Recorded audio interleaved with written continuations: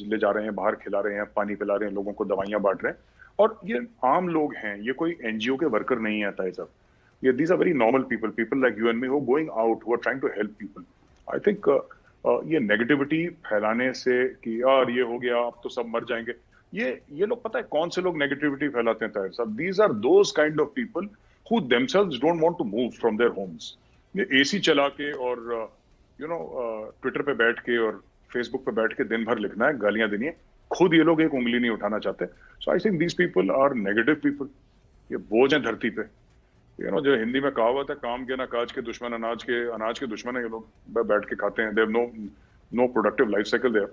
पर ठीक है, it takes all kinds to make this world. बहरहाल आपने बोला कि इससे आगे क्या होगा, मुझे तो लगता है कि हेल्थ सेक्टर में इन्वेस्टमेंट्स आएंगी बाहर से भी बहुत ज्यादा इंडिया में, बिकॉज हेल्थ का मार्केट है। मुझे लगता है वैक्सीन का मार्केट बहुत ज्यादा डेवलप करेगा इंडिया में, because India has taken pole position in this world. और हिंदुस्तान ने काफी इसमें अचीव भी करा है। और भाईचारा जो एक सोशल लेवल पे, सोशल फैब्रिक पे, रमजान का महीना चल रहा है और हम देख रहे हैं कि काफी लोग फिर भी निकल रहे हैं, सारे धर्म और मजहब से दूर होके, हिंदू मुसलमान सिख ईसाई सब लोग they are trying to take a step further and trying to help people. जमीन पे जाके लोग जा रहे हैं, लोगों की मदद कर रहे हैं। I think this is a very very big positive step that I have seen personally. देखिए, बात यह है कि आपने दुरुस्त कहा कि लोग इस वक्त हेल्प कर रहे हैं, घरों से निकल रहे हैं। ऐसे बहुत सारे लोग हैं और ऐसे भी हैं जो वो अपने ड्राइंग रूम में बैठे हुए मज़े से अपनी कॉन्स्पिरेसी थ्योरीज फैला रहे हैं। ये भी सिचुएशन है। लेकिन उन लोगों का हम क्या कहेंगे जिनके रिश्तेदार हेल्पलेसनेस में मर रहे हैं? उनकी क्या कैफियत है? वो सिचुएशन को बेचारे कैसे देख रहे हैं? आप उनको कैसे देखते हैं?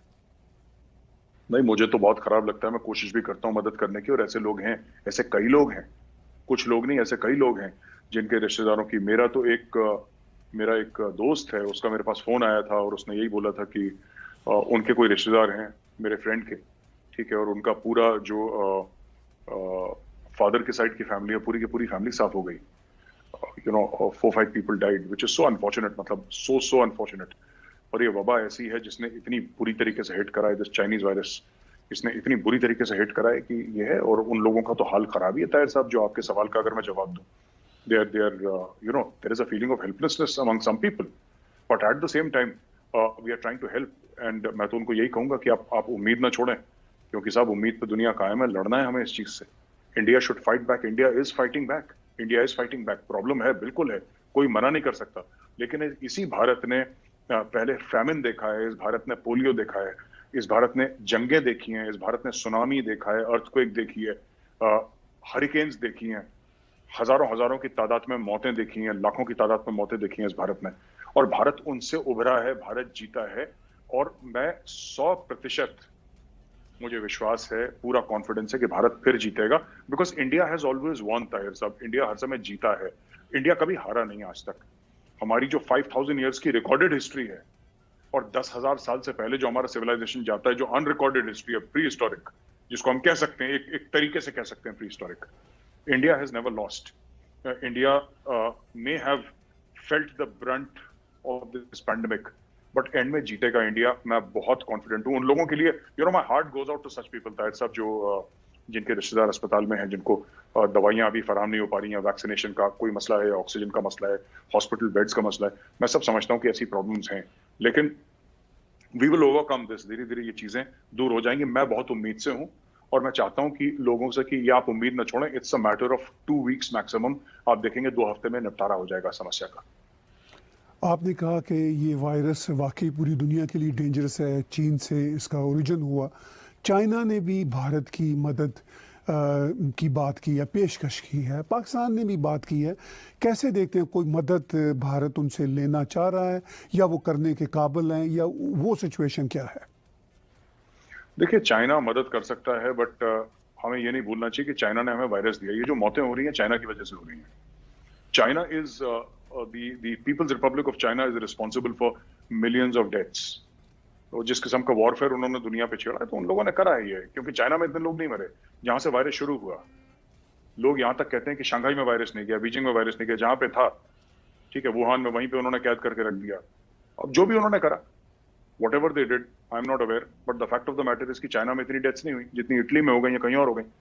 तो हिंदुस्तान में हो गई। ऐसा क्यों है कि जहां से वायरस निकला वहां के लोग बच गए और बाकी सब ठीक है? वहां के लोग बच गए, अच्छी बात है। मैं नहीं चाहता कि आम चाइनीज को कुछ दिक्कत हो, मैं ये होप भी नहीं कर रहा और मुझे करना भी नहीं चाहिए ऐसी बात। लेकिन the Chinese government is responsible, उनको रिस्पॉन्सिबिलिटी लेनी पड़ेगी। दूसरी चीज ये है कि ताई साहब, जहां तक पाकिस्तान की बात है, पाकिस्तान देखिए, पाकिस्तान अच्छी बात है अगर पाकिस्तान ने मदद की पेशकश करी है, लेकिन जहां तक मैं पाकिस्तानी मीडिया को देखता हूं तो पाकिस्तानी खुद कहते हैं कि जी हमारे सिर्फ 15 लाख लोगों को वैक्सीनेशन लगी है, 17 लाख लोगों को लगी है, 25 करोड़ की हमारी आबादी है, जनसंख्या है, हम क्या करें, हम तो खुद मर गए, इमरान खान ने कुछ नहीं करा, हमें बस अपनी किस्मत के उस पर छोड़ दिया है इमरान खान ने। वहां पर तो ये बात कर रहे हैं। तो पाकिस्तान ने पेशकश करी है मदद की, अच्छी बात है, पॉजिटिव स्टेप है, लेकिन मुझे ये नहीं समझ में आ रहा कि पाकिस्तान कैसे मदद करेगा, मतलब क्या करेगा मदद करके, पाकिस्तान किस तरीके से मदद करेगा। I am not able to understand this.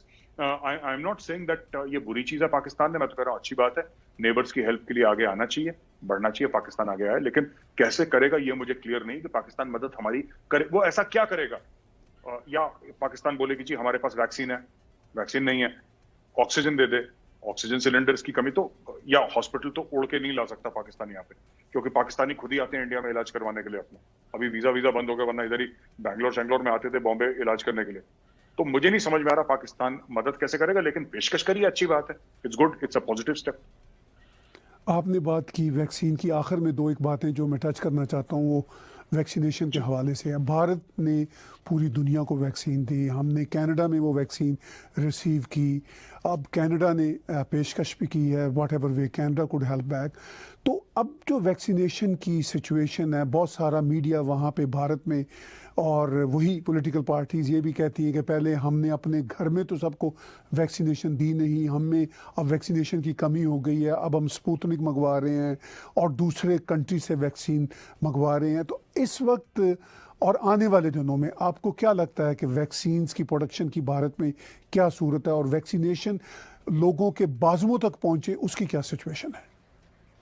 देखिए, सिचुएशन काफी अच्छी है, बाकी और भी वैक्सीन आ गई हैं। Serum Institute of India is ramping up capacity, 8-10 किस्म की वैक्सीन यहाँ पे आ जाएंगी, मुख्तलिफ किस्म की, यहाँ पे 3-4 किस्म की ऑलरेडी हैं और भी बाहर से आ रही हैं। देखिए ताहिर साहब, ये जो लोग कहते हैं ना कि बाहर क्यों भेजा, ये अगर बाहर नहीं भेजते तो ये लोग कहते कि भाई बाहर क्यों नहीं भेजा। देखिए इंडिया, एक लोग इंडिया को एज अ रिस्पॉन्सिबल पावर देखते हैं, ठीक है, लोग देखते हैं इंडिया को एज अ रिस्पॉन्सिबल पावर। आज की तारीख में जो अमेरिका हमारी हेल्प कर रहा है, या जो कनाडा हमारी हेल्प कर रहा है, इंग्लैंड हमारी हेल्प कर रहा है, ये क्यों कर रहा है? ये इसलिए कर रहा है क्योंकि आज से 2 महीना पहले हमने इनकी हेल्प करी थी। जो वैक्सीन मैत्री का पूरा प्रोग्राम था, इंडियन वैक्सीन गोइंग अब्रॉड, देखिए ये गुडविल है, दिस इज गुडविल, कोई हमें एड नहीं दे रहा, right? Nobody is giving India aid, India does not need anybody's aid, but the fact of the matter is कि ये हमने इनकी मदद करी। जो बाइडेन ने क्या बोला, मैं आप अगर दिखा सकते हैं तो उनका ट्वीट जरूर दिखाइएगा जो बाइडेन का, कि जिसमें जो बाइडेन ये कहता है कि साहब इंडिया ने हमारी मदद करी जब हम परेशान थे, आज इंडिया परेशान है, हम इंडिया की मदद कर रहे हैं, सो दिस म्यूचुअल। तो ये लोग अब इसमें राहुल गांधी जी का ये भी कहना है कि साहब पहले आपको वैक्सीन दे देनी चाहिए थी। ये ऐसी ज्ञानी बाबा वाली बातें करते हैं ना, जैसे हिमालय में जो 50 साल से तपस्या कर रहा होगा चोटी पे बैठ के। देखिए ऐसा है कि जब आपके पास वैक्सीन होती है तो आप ये देखते हैं कि सबसे वल्नरेबल कौन है। तो अगर आपके डॉक्टर्स ये आपको एडवाइस करते हैं, हेल्थ मिनिस्ट्री एडवाइस करती है कि सबसे वल्नरेबल सेगमेंट जो है वो है जो आपके एल्डरली हैं, तो बोला कि 60 साल के ऊपर जो सीनियर सिटीजन है सबसे पहले उनको दिया जाएगा। फिर बोला साहब जो 40-45 साल के ऊपर है उनको दिया जाएगा। अब बोला 18 साल। हिंदुस्तान में सिर्फ ये बोलना कि आप सबको कर दो वैक्सीन, सबको मतलब किसको कर दो भाई, किसको कर दो? 18 साल के ऊपर, 18 साल के ऊपर की बात करें, 100 करोड़ लोग कल पहुंच जाएंगे वैक्सीन लगवाने के लिए, आप कैसे लगाएंगे? There be a stampede here in India. तो ये थोड़ा सा ना, ये आप कुछ कर लीजिए। अगर ये कहते कि, अगर मैं बता रहा हूं यहां पे इतना बुरा हाल है ताहिर साहब, अगर मोदी जी ये कहते ना आज से 4 महीने पहले, 3 महीने पहले, कि हर एक हिंदुस्तानी को वैक्सीन लगेगी, तो ये कहते कि आपके पास इतनी वैक्सीन नहीं है, आपने कोई प्लानिंग ही नहीं करी, आपने यही नहीं देखा कि सबसे ज्यादा वल्नरेबल कौन है, आपने पहले उनको लगवाना था, फिर वो तब चौधरी बनते। इन्होंने बाहर भेज दी। अगर ये बाहर भेज देते तब इन्होंने बोला कि क्यों भेज दी, कि नहीं भेजते बोला क्यों नहीं भेजी। तो it's damned if you do damned if you don't वाला मामला है। आप कुछ कर लीजिए, ये लोग कभी खुश नहीं होने वाले, बिकॉज इनको सच्चाई पता है, इनको पॉइंट स्कोरिंग करनी है। और सबसे मुझे जो फनी बात लगती है, ये सब झूठ बोलने के बाद, पॉइंट स्कोरिंग करने के बाद भी Tariq sahab, they are unable to win elections. ये फिर भी इलेक्शन हार जाते हैं। ठीक है, आप झूठ बोलिए, आप ये झूठ बोल दीजिए कि राफेल में गड़बड़ हुई थी, आप झूठ बोल दीजिए कि 500 लोग मर गए थे डिमोनेटाइजेशन में, आप झूठ बोल दीजिए कि अभी India's health infrastructure is collapsed. आप सब झूठ बोलिए, आपका पूरा हक है एज अ पॉलिटिकल पार्टी, आप दबा के दिन रात झूठ बोलिए, पर चुनाव तो जीतिए साहब। चुनाव पे चुनाव पे चुनाव पे चुनाव पे चुनाव हारे, लगातार हारे जा रहे हैं, फिर क्यों झूठ बोल रहे हैं? अगर हारना ही है चुनाव तो सच बोल दो यार, क्यों? In the end the result has to be the same. अब एक अपने सर पे पाप भी मोल लो झूठ बोलने का। सत्ता का तो सुख होना चाहिए। अगर आपने पाप करा है झूठ बोल के, तो सत्ता का तो सुख मिले ना। इनको सत्ता का सुख मिल रहा है, ना इनको लोगों का आशीर्वाद मिल रहा है कि चलो ये सच्चे लोग हैं, तो झूठ भी बोल रहे हैं, चुनाव भी हार रहे हैं। मुझे ये बात समझ में नहीं आती। They are losing elections and lying, you lie and you win an election, somehow you can manage कि ठीक है ये झूठ बोला, कम से कम मैं जीत तो गया। कितने ये हर चुनाव हार जाते हैं, फिर झूठ बोलते रहते हैं।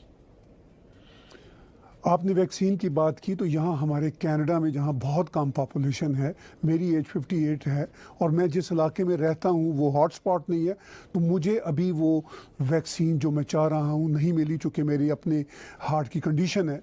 तो इसका मतलब ये है कि इन मुल्कों में भी जहाँ इतनी कम पॉपुलेशन है, इतने वसाइल हैं, यहाँ पर भी बारी का इंतज़ार है हर एक को अपनी। और भारत में जहाँ इतनी बड़ी पॉपुलेशन है, वहाँ पे ये सब कुछ जो है वो नेचुरल है। आखिर में ये बताइए मेजर गौरव आर्य साहब कि आप क्या मैसेज देना चाहेंगे जो हमने अब तक बातचीत की है उसके पर्सपेक्टिव में? मैं तो सारे हिंदुस्तानियों को यही कहना चाहूंगा, और जो खासतौर से हमारे भाई बहन हैं जो विदेश में रहते हैं, उनको मैं यही कहना चाहूंगा कि देखिए, हिम्मत मत हारिए। Trust your country, trust your government.